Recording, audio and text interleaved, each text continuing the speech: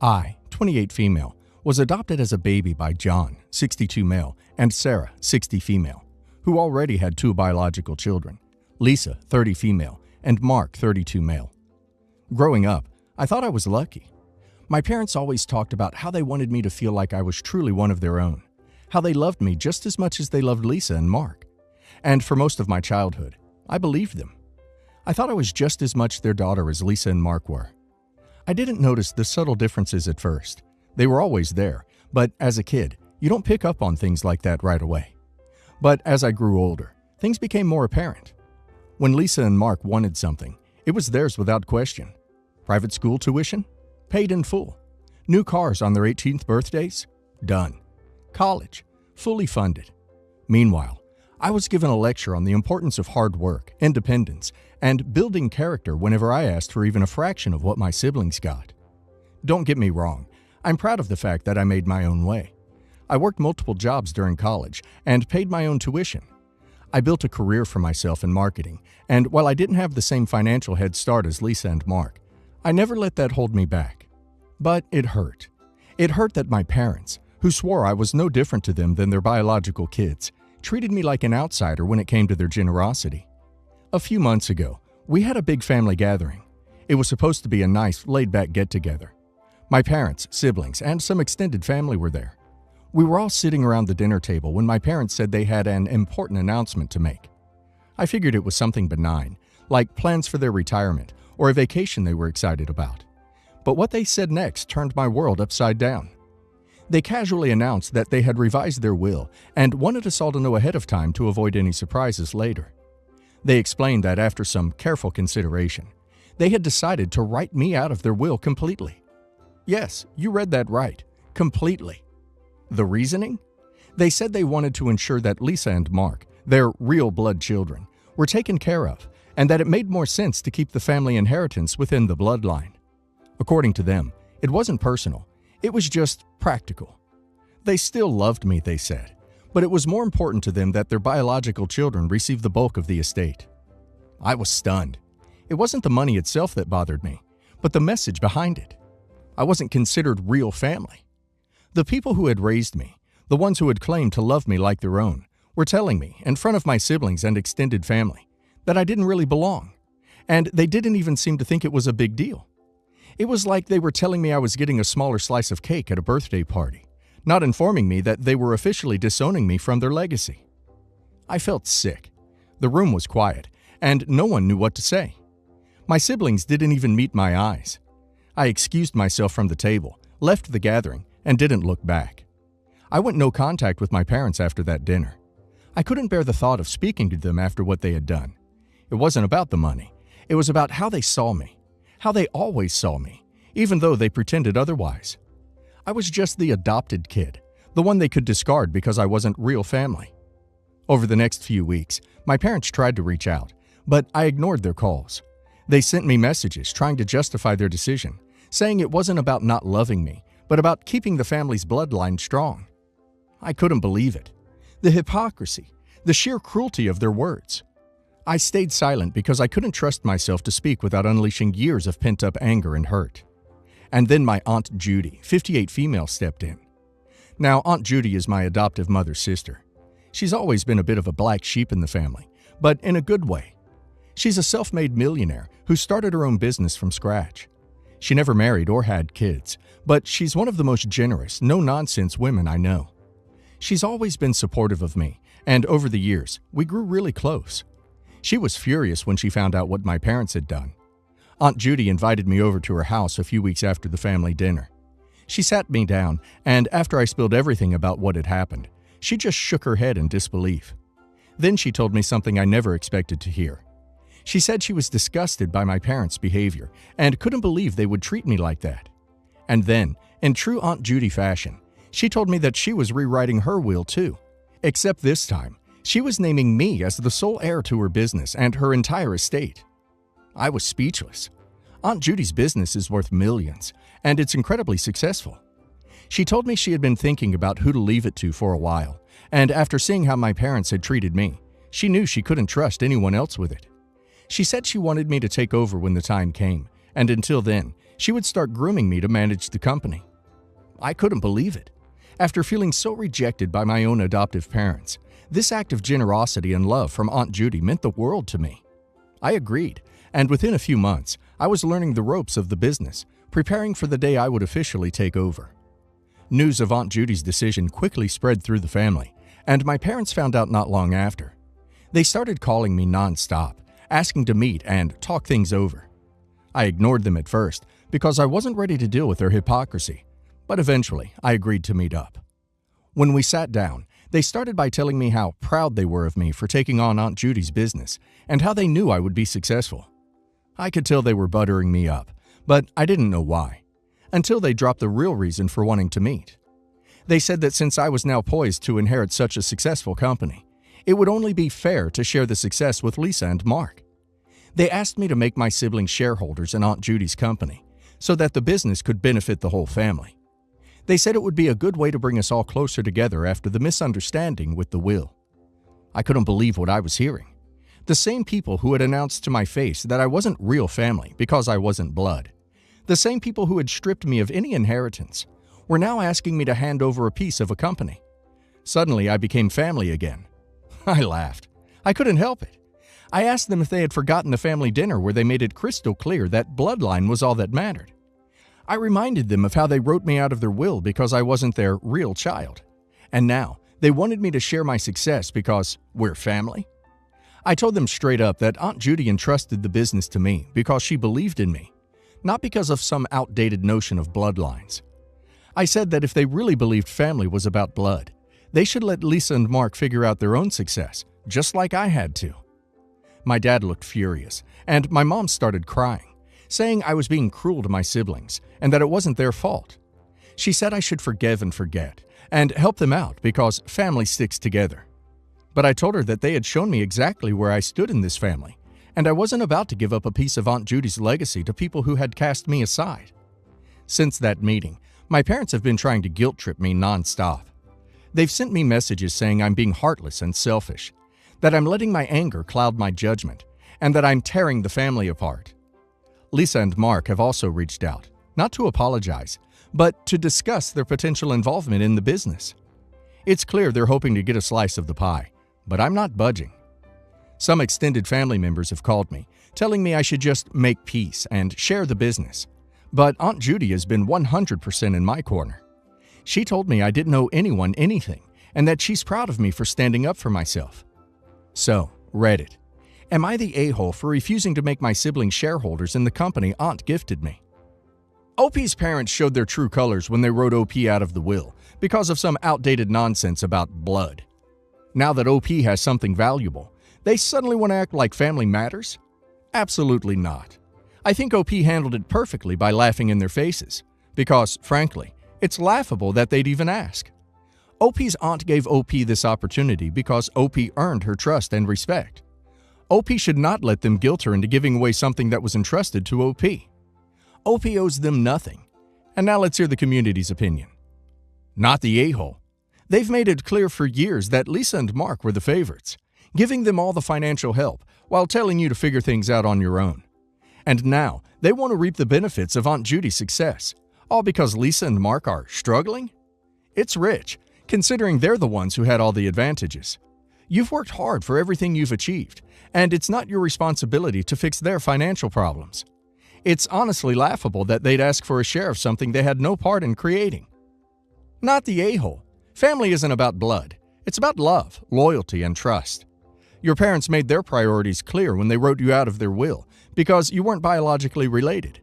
They showed you how little they value you, and now that Aunt Judy's given you this amazing opportunity, they want to weasel their way back in? No way. You owe them nothing. Aunt Judy's decision was based on who deserved it, and you've earned it. Keep building the life you've worked for, and don't let them drag you down. Not the a-hole. It's poetic justice, really. They pushed you away, made you feel like an outsider, and now that you've been given a gift based on merit, they want to act like it's all about family. You're absolutely right to stand your ground. They've only come crawling back because they see dollar signs, not because they genuinely want to make amends. Your aunt gave you the company because she believes in you. Don't delude or trust by giving a piece to people who have only shown you they care when it benefits them. Grandfather, GPA. Our deceased grandfather that died before the outbreak of the pandemic. He was a wealthy man, working until the day he died. He was an accountant who worked for a big corporation, his own tax business, and teaching accounting. To emphasize, he was wealthy, but he had 5 kids. Our dad, our uncle, and 3 aunts. He also had a girlfriend, and he set up college funds for each of his grandchildren. Entitled brother, EB, my 28-year-old brother. We share a dad, as our dad was married before he got with my mother. He has a wife and 2 kids, one of whom he named after GPA. He is our central protagonist. His wife, BW, put simply, is a gold digger. Lastly, it is important to note that our father and uncle are the executors of GPA's estate. To recap the relevant characters, entitled brother, EB, our dad, my brother's wife, BW, our grandfather, GPA, our uncle, and GPA's girlfriend. The story begins sometime after GPA's untimely passing. In his will, he named his 5 children. None of the grandchildren, my cousins EB nor me, were named. This is apparently normal, since our parents would pass down the wealth when they die. I didn't care. I was just happy to get my college fund, since I didn't have a great relationship with GPA. A couple months ago, EB started demanding the money he received in the will. Our dad told him it wasn't in the will.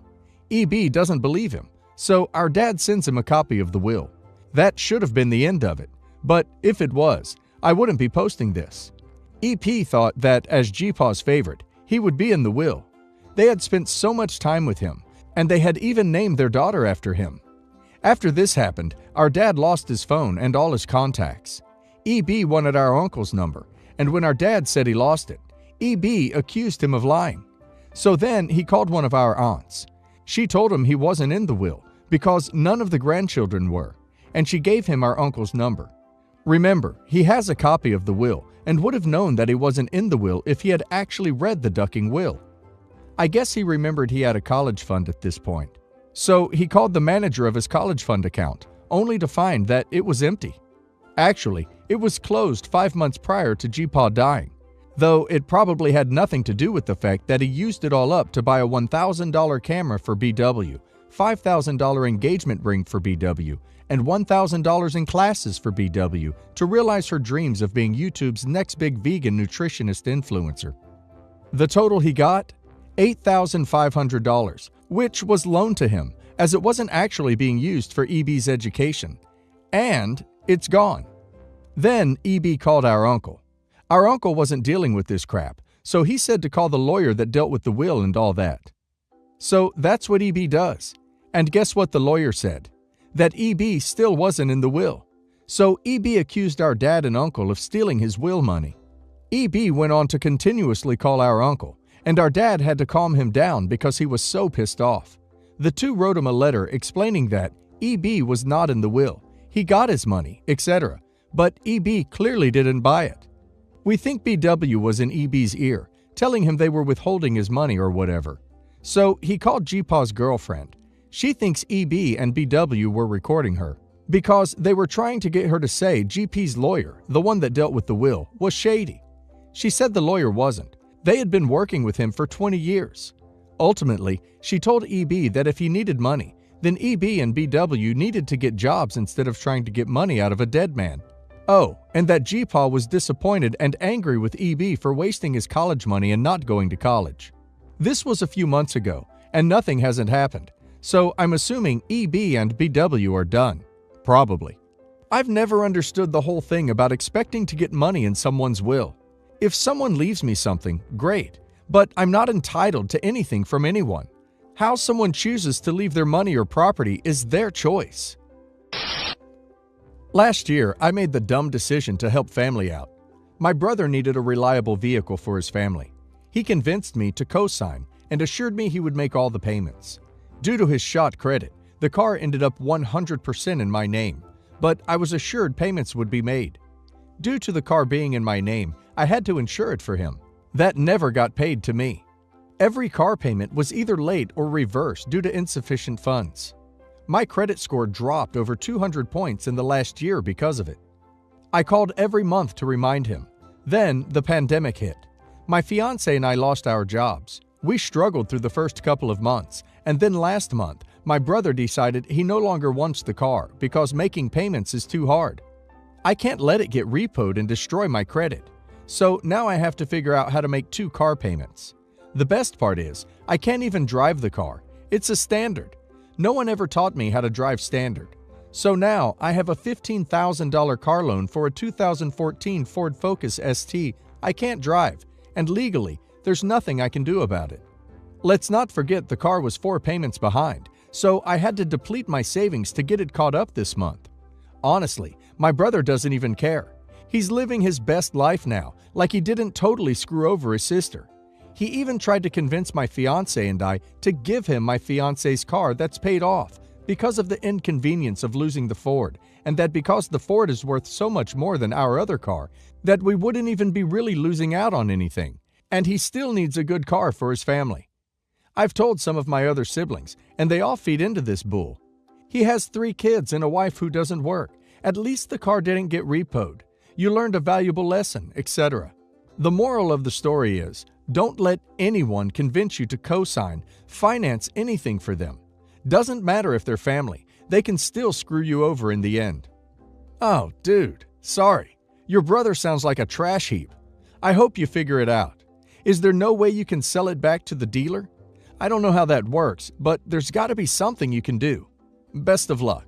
The car is only worth $10,000 to $12,000 at most, so I'd still end up paying the remainder of the loan. You're probably going to take a loss, but you've also learned a valuable lesson.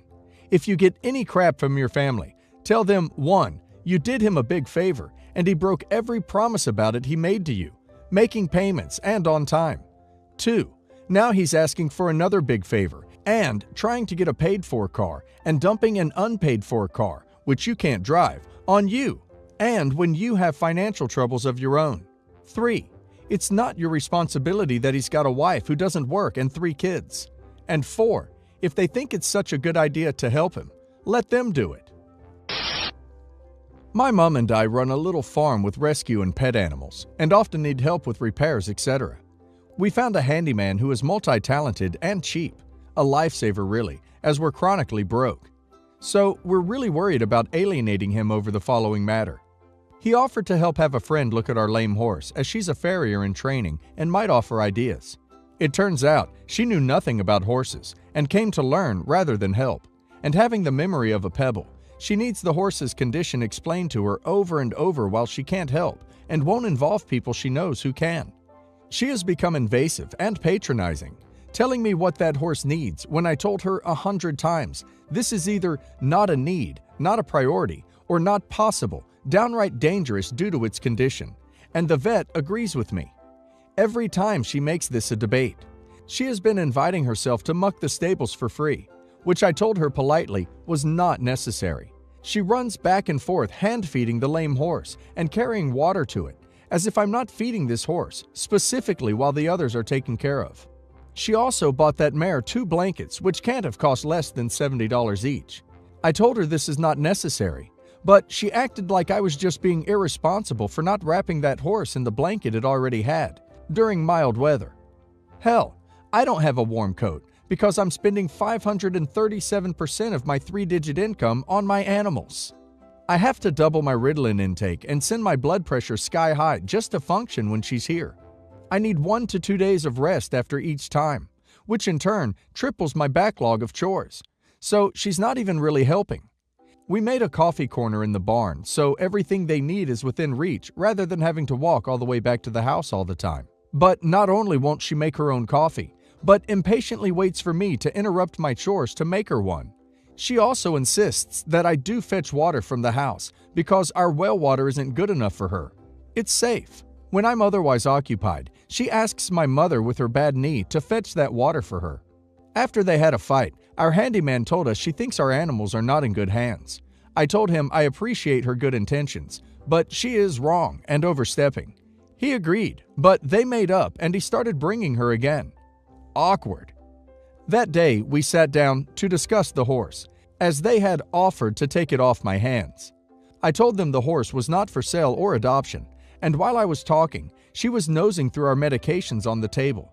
She even picked up my mom's inhaler and said in baby speak, "Someone ain't breathing so well." What the duck? Is COPD funny to you?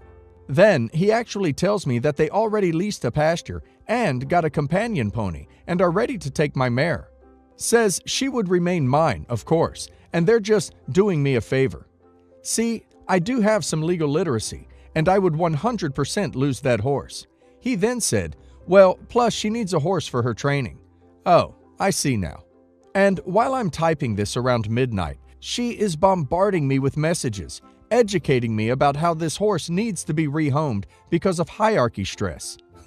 This is a herd animal, and herds have hierarchy skirmishes. Whomever shall I rehome this horse to? I wonder. And I was told I was entitled for asking my dad for financial help after he stole $20,000 from me. Edit. After posting this, I decided to put my foot down and sent her a voice message, politely but firmly telling her that she is not getting the horse. She lacks the experience to care for this particular horse. I don't appreciate having my competence questioned. And if she wants the blankets back, I'll give them to the handyman next time he's here. Then I blocked her, but she did read it. If this wasn't clear, then I guess the wheel is still spinning, but the hamster's dead. Update. Handyman came as usual, without her, after he apparently told her he's no longer moving in with her or anything else that requires him to endure her, and got a ton of work done. He did acknowledge that she tends to take it too far and needs to learn to take no for an answer and allow other people to have other thoughts on how to treat animals. She complained that our place isn't sterile and that I'm not nice to the animals because of how I talk to them in between baby speak and stuffing them with biscuits. I mean, that's just how I am. I lovingly call my favorite horse a crusty crap cow. One of the dogs is a one-balled duck boy. My late cat, who I loved very much, was my most beautiful butthole, so sue me. He said he respects my decision to keep the horse, but would always happily take her if I do change my mind. I tend to believe him. He has expressed his annoyance with her more than once, and I think his support for her trying to get that horse was mostly based on me possibly coming across as overwhelmed. I don't know. Sounds like your cheap handyman is about to become a heck of a lot more expensive when they kindly take that horse off of your hands when you're not looking. I'm so heated by this and agree with the other commenters. You need to find another handyman, perhaps one with a soft spot for animals and appreciates the financial cost of running a rescue. These people need to be barred from your property ASAP. They are encroaching more and more, and unfortunately, seems like they have zero respect for you. I, 21 female, have been dating my boyfriend for 1 year. He is really sweet and funny, but a few months ago he moved in and things have gotten weird. I run a pretty successful slime business. I make slime and post it to Instagram and TikTok, then sell the slimes that are in the video.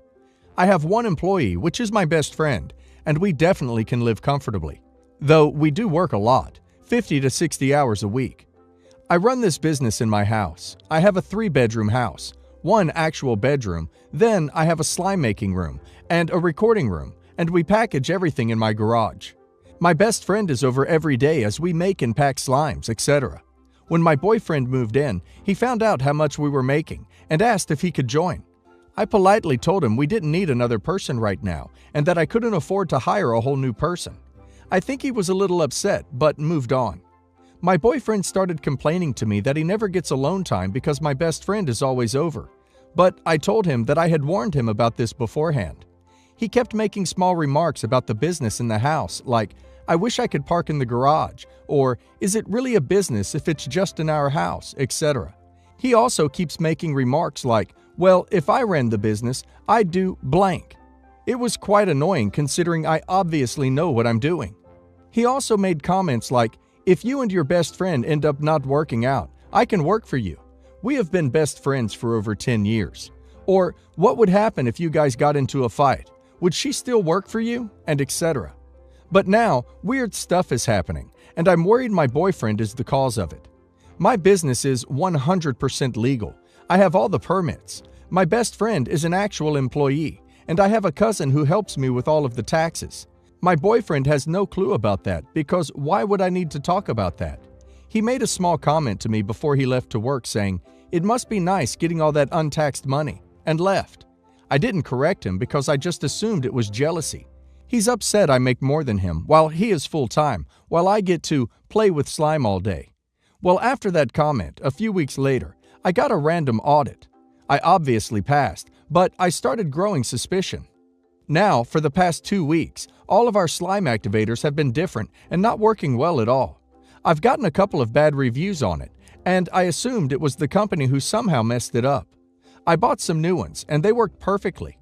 Everything was fine until a couple of days later the activator was useless again. I decided to set up a small camera in the slime making room, and I opened a new bottle and started using that. Then, once again after a few days, it was garbage. I looked into the camera memory, and I see my boyfriend pouring water into the activator. The activator is clear. He also was on my computer for 45 minutes doing I'm not sure what. The screen was just all white because of the camera, and he took a few pictures on his phone of my computer. I don't know what to do. To me, he is acting perfectly normal, like he's truly and deeply in love with me. But then he's trying to ruin something that I've worked so hard on. I really don't know what to do anymore. Any advice would help. Break up with him. This man is obviously toxic. He doesn't have your best interest at heart, and he is actively trying to sabotage your reputation and your livelihood because he's jealous. Find a man who's happy that you're doing well for yourself. I would pack up his things, leave them on the porch, send the video to him, then ghost him. Don't allow him to try to give you an excuse. Good luck.